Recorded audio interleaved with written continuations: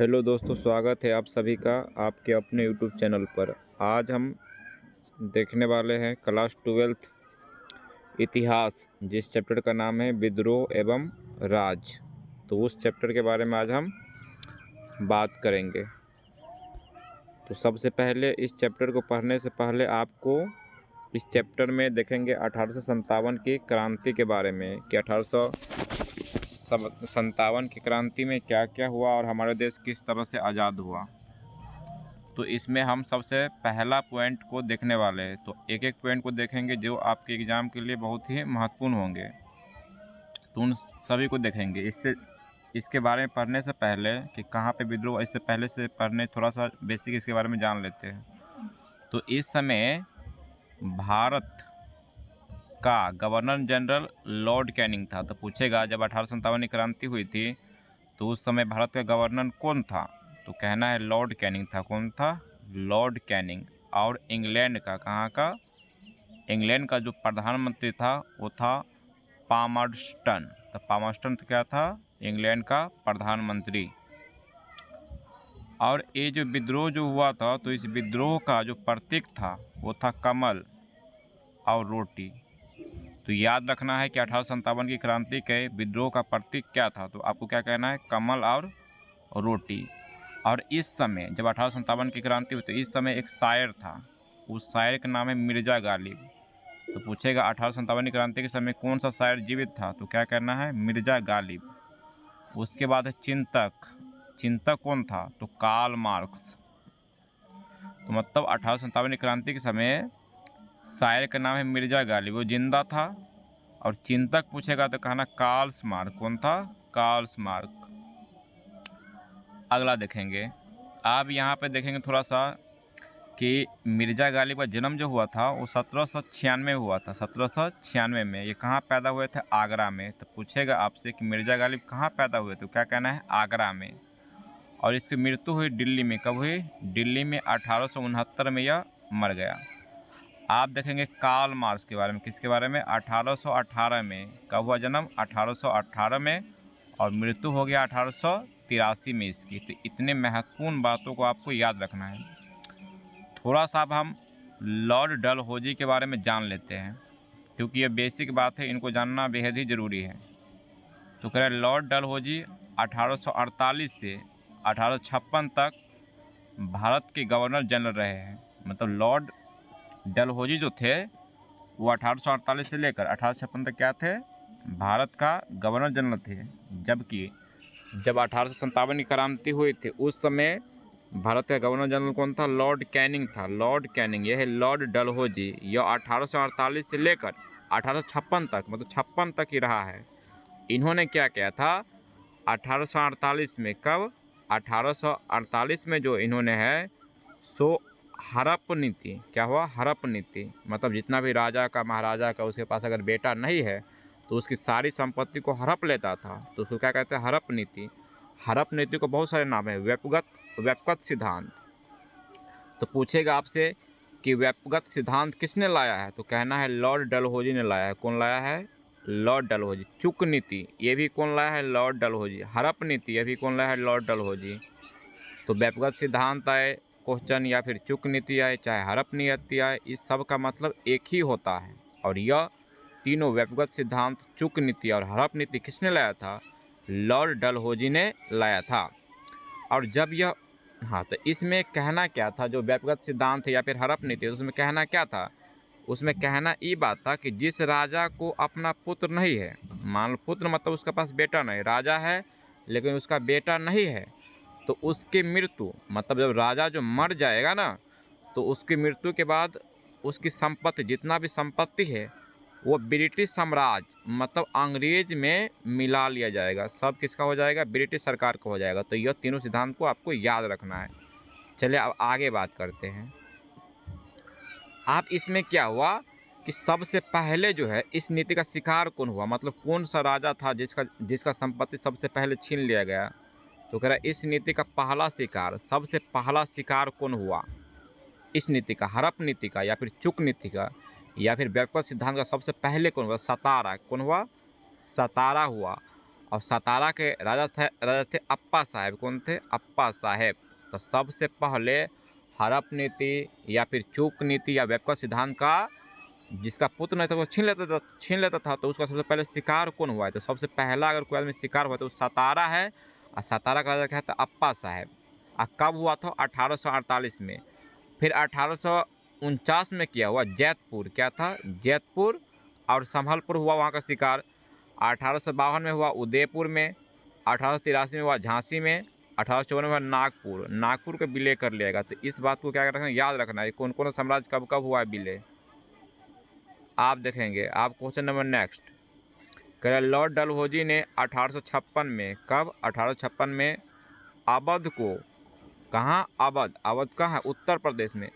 कुशासन के आधार पर ब्रिटिश साम्राज्य को मिला लिया। मतलब लॉर्ड डलहौजी अवध का जो राजा था ना, उसके पास बेटा था, लेकिन कुशासन जबरदस्ती क्या किया कि आप अच्छा शासन नहीं कर पा रहे, इसीलिए क्या कर लिया उन्होंने, मिला लिया। आप देखेंगे अगला कि 1857 की जो क्रांति हुई थी उसका तत्कालीन कारण क्या था? तो तत्कालीन कारण था ब्राउन बेस राइफल के स्थान पर एनफील्ड राइफल का प्रयोग प्रारंभ किया गया। लॉर्ड कैनिंग गवर्नर जनरल था। कहाँ का गवर्नर जनरल था? भारत का। जब 1857 की क्रांति हुई थी उस समय भारत का गवर्नर जनरल कौन था? Lord Canning. तो लॉर्ड कैनिंग ने क्या किया था? जो बंदूक होता है, जो बंदूक जो सिपाही चलाते हैं ना, उन्होंने क्या किया, पहले जो बंदूक था वो था ब्राउन बेस राइफल मतलब हो गया बंदूक।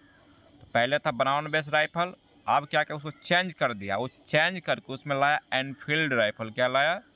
Enfield rifle. तो पहले था ब्राउन बेस, चेंज करके क्या ला गया? एनफील्ड राइफल लाया। अब एनफील्ड राइफल में क्या था? तो उसमें था चर्बी वाले कारतूस। क्या थे? चर्बी वाले कारतूस में गाय और सुअर की चर्बी को मिलाया जाता था। मतलब बंदूक जो था ना एनफील्ड राइफल, उसमें ऐसा अफवाह फैल गया कि वो जो एनफील्ड राइफल है उसमें गाय और सुअर की चर्बी है। और ऐसा अंग्रेज ने किस लिए किया? क्योंकि गाय को हिंदू माता मानता है और मुस्लिम लोग सुअर को ज़्यादा मानते हैं, तो इस दोनों में टकराव हो जाएगा। तो इसीलिए क्या किया उन्होंने, लाया। कौन लाया है? लॉर्ड कैनिंग लाया है। लॉर्ड कैनिंग ऐसा किया। तो धर्म को मतलब बांटने के लिए ऐसा किया गया था। आप देखिए, आप इसमें देखेंगे तो वही कर चर्बी वाले कारतूस में यह अफवाह उठा के इसमें गाय, क्या था? गाय। जो चर्बी वाला कारतूस था उसमें गाय और सुअर की चर्बी का उपयोग होता था। इस विद्रोह का तत्कालीन कारण तो पूछेगा 1857 के विद्रोह के तत्कालीन कारण क्या थे? तो आपको कहना है गाय और सुअर वाले कारतूस। क्या थे? गाय और सुअर वाले कारतूस। तो इतना तक जो बात है आपको बेसिक था। अब यहाँ से आपकी चैप्टर क्या हो रही है? शुरुआत हो रही है। तो यहाँ से आपको एकदम माइंड को एकदम स्थिर से देखना है। इस विद्रोह की जो शुरुआत हुआ था वो बैरकपुर, कहाँ से हुआ था? बैरकपुर। तो कह 1857 की विद्रोह की शुरुआत पश्चिम बंगाल, कहाँ से? पश्चिम बंगाल के बैरकपुर छावनी से हुआ था। बैरकपुर छावनी। और इस विद्रोह को शुरुआत करने वाले जो आदमी थे उस सिपाही का नाम था मंगल पांडे। क्या नाम था? मंगल पांडे। यह बैरकपुर छावनी का था। क्या नंबर का था? 34वीं। क्या नंबर का था? 34वीं रेजिमेंट के सिपाही मंगल पांडे ने तो क्या माह था बताइए? 34वीं था। कौन? मंगल पांडे ने इसकी शुरुआत की थी। ने 29 मार्च, कितना मार्च को? 29 मार्च 1857 को लेफ्टिनेंट ह्यूसन और सर्जेंट बाग की हत्या किया। अब क्या किया था? लेफ्टिनेंट ह्यूसन और सर्जेंट बाग ने उससे पानी मांगा। किससे? मंगल पांडे से। लेकिन मंगल पांडे कौन सा जाति था? ब्राह्मण जाति था। इन्होंने पानी देने से इनकार कर दिया। तो लेफ्टिनेंट ह्यूसन और सर्जेंट बाग ने कहा कि तुम लोगों का आप जो है रवैया अब ख़त्म होगा। तो यह बात पहले से अफवाह फैल गया था कि जो राइफल है उसमें गाय और सुअर की चर्बी है। तो उसने खिसिया क्या कर दिया? उसको गोली मार दिया। किसको गोली मार दिया? लेफ्टिनेंट ह्यूसन को और सर्जेंट बाग को गोली मार दिया। कौन मार दिया? मंगल पांडे। कब मारा है? 29 मार्च 1857 को। अब गोली जो मार देगा ब्रिटिश अधिकारी पे, जबकि वहाँ तो ब्रिटिश का ही राज है। तो मंगल पांडे को क्या फांसी दिया। क्या दिया? फांसी कब दिया है? 8 अप्रैल 1857 को मंगल पांडे को फांसी दी गई। आप देखिए तो बैरकपुर छावनी से हुआ था।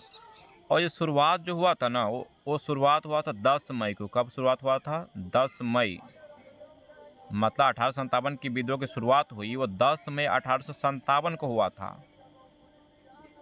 इसमें ऐसा हुआ था कि 9 मई को जो है ना 85 सिपाही को गिरफ्तार कर लिया था। 85 सिपाही ने क्या किया? हमला कर दिया, जेल से फरार हो गया। जेल से जब 85 सिपाही जब जेल से जब फरार हुए थे ना, तो उसमें क्या किए थे 85 के 85 ने बहुत सारे बंदूक टांग लिए, बहुत सारे हथियार लाद लिए थे, बंदूक सब लाद लिए। उसका गोदाम में खाली कर दिया अंग्रेज का। लाद के यमुना नदी के किनारे जाते जाते दिल्ली पहुंच गए। और दिल्ली पहुंचे कब? तो 11 मई को वह दिल्ली पहुंच गए। और दिल्ली कब पहुंचे? सुबह के समय वो दिल्ली पहुंच गए। कब पहुंचे? 11 मई को। अब मई में बहुत गर्मी होता है। क्या होता है? मई में बहुत गर्मी होता है। तो गर्मी के मौसम में है उस समय जो दिल्ली का जो शासक था, उस शासक का नाम था बहादुर शाह। क्या नाम था? बहादुर शाह द्वितीय या फिर बहादुर शाह जफर।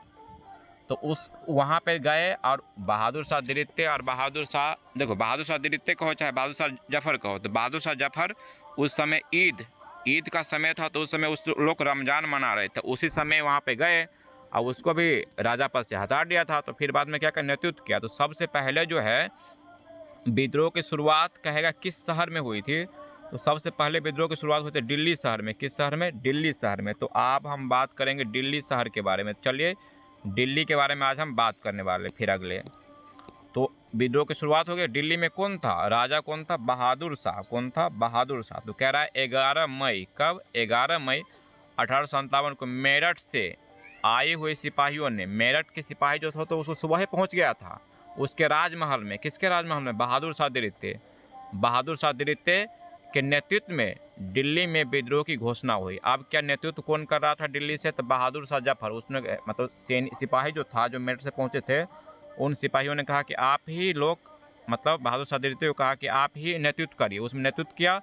अब बहादुर शाह द्वितीय का जो सेनापति था वो था बख्त खां। क्या था? बख्त खां। तो बख्त खां क्या था? उसका सेनापति था। ये बता है कि दिल्ली में विद्रोह के समय रमजान मतलब ईद, जो ईद में मुस्लिम अपना त्यौहार मनाते वही ईद। आप कह रहे हैं दिल्ली पर अधिकार करते समय सेना अधिकारी साइमन फ्रेजर मारा गया। अब देखो दिल्ली की तरफ से, अंग्रेज की तरफ से कौन लड़ाई कर रहा था? सेनापति साइमन फ्रेजर। इधर से बहादुर शाह द्वितीय, तो उसमें मार होगा। तो मारवुड हुआ तो उसमें क्या हुआ? साइमन फ्रेजर की मृत्यु हो गई। और जब यह बात पता चली अंग्रेज अधिकारी को, जब साइमन फ्रेजर की हत्या हो गई है, तो उन्होंने क्या किया? 2 आदमी को भेजा। अब पुनः दिल्ली पर अधिकार करने के लिए निकोलसन। कौन आया? निकोलसन आया और हडसन आया। जब निकोलसन और हडसन आया तो उसमें निकोलसन मारा गया। कौन मारा गया? निकोलसन मारा गया। तो निकोलसन की हत्या हो गई। निकोलसन क्या हो गया? मारा गया। और जब निकोलसन जब मारा गया तो ब्रिटिश अधिकारी में और तो कौन रह गया? हडसन रह गया। हडसन ने क्या किया? इसको, जो मुगल बादशाह था बहादुर शाह द्वितीय, वो हारने लगा। क्या करने लगा? हारने लगा। जब हारने लगा, बहादुर शाह द्वितीय जब हारने लगा तो इन्होंने हुमायूं के मकबरे, कहाँ? हुमायूं के मकबरे में जाकर छुप गया। और जब हुमायूं के मकबरे में जाकर छुप गया तो हडसन ने उस हुमायूं के मकबरे के चारों ओर से घेर लिए और उसको बंदी बना के और उसको रंगून भेज दिया। कहाँ भेज दिया? रंगून। और उस पर देशद्रोही का मतलब कानूनी कार्रवाई कर दिया। उसको कहा कि आप रंगून जाइए। उसको हमेशा के लिए बर्खास्त कर दिया गया। तो इसमें 20 सितंबर, अब इसको देख लेते हैं। 20